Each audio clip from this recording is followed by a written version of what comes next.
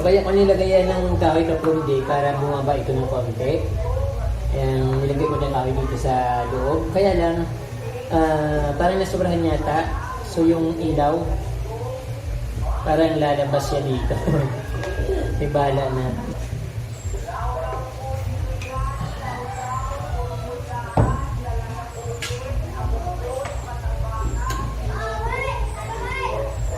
Okay na.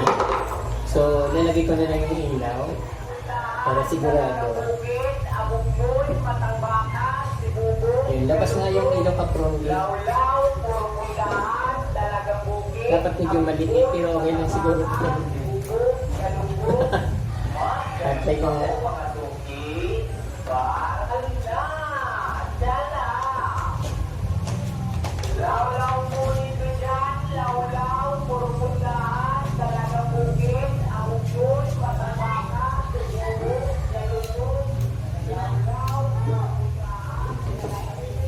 So, ang problema, masyado siyang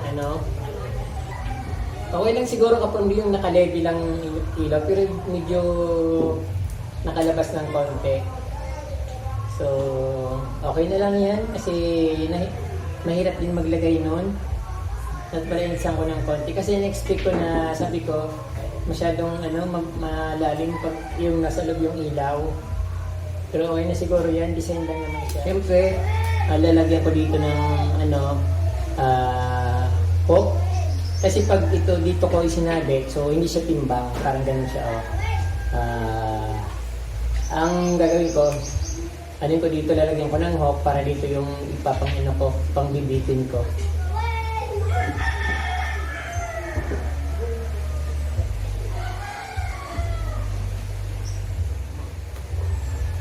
Okay.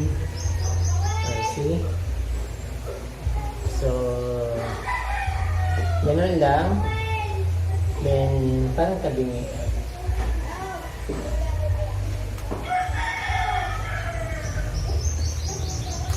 Okay.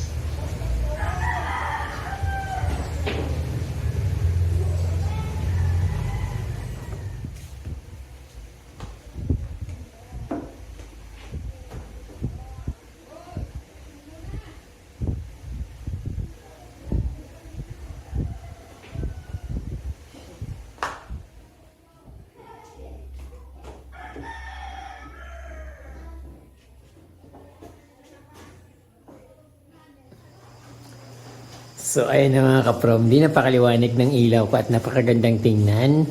Kaya lang parang masyado yatang mababa yung bombilya niya, yung bulb niya.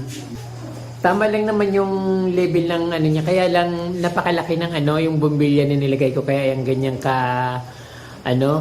ganyang kaliwanag tuloy yung ilaw niya. Saka parang naka-oscillate ng konti yung bulb kasi nga napakalaki ng bulb na nilagay ko. Pero pag maliit lang na bulb, tamang-tama lang.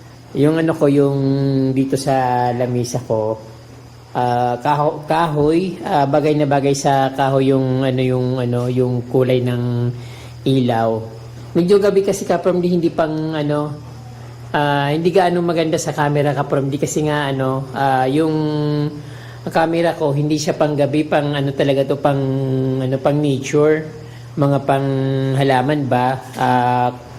Siyempre pag halaman, pag araw talaga magandang tingnan, pero pag sa madilim, ayan ang nakikita dito. So mahinang camera ko sa dilim, kaya ayan ang dating niya, hindi masyadong maganda.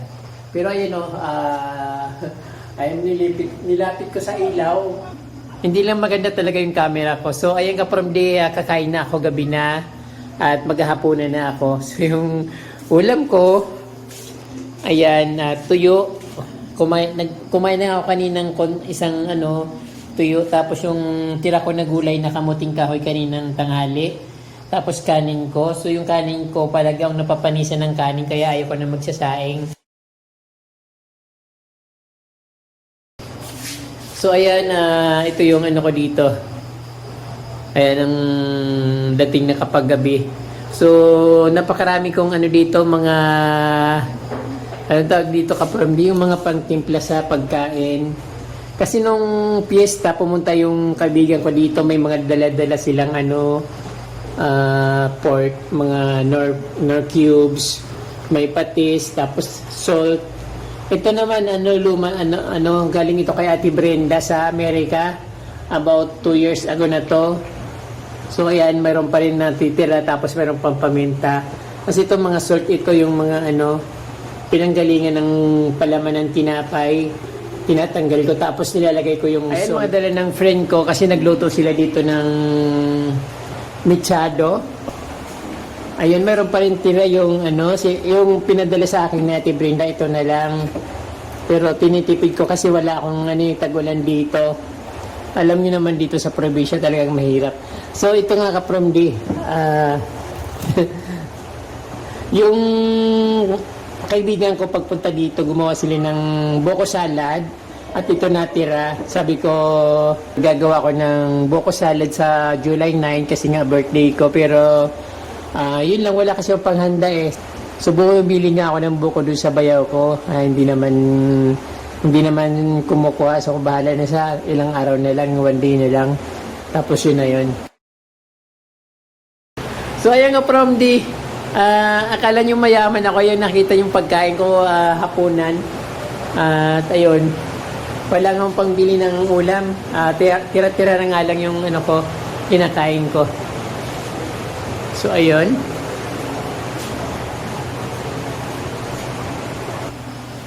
Nako, ayan mga ka-from D.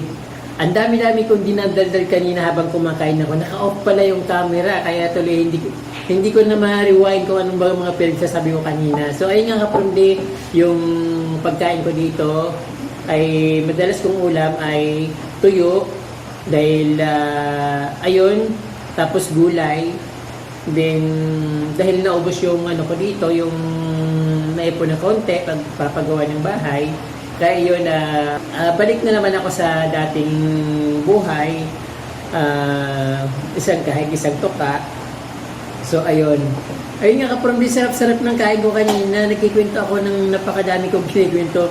Daldal ako ng daldal. Ayun, naka-off yung camera. Pero ayun ka-from D, maraming salamat sa inyong panonood. Ayun, huwag niyong kalimutan mag-subscribe sa mga bagong viewers.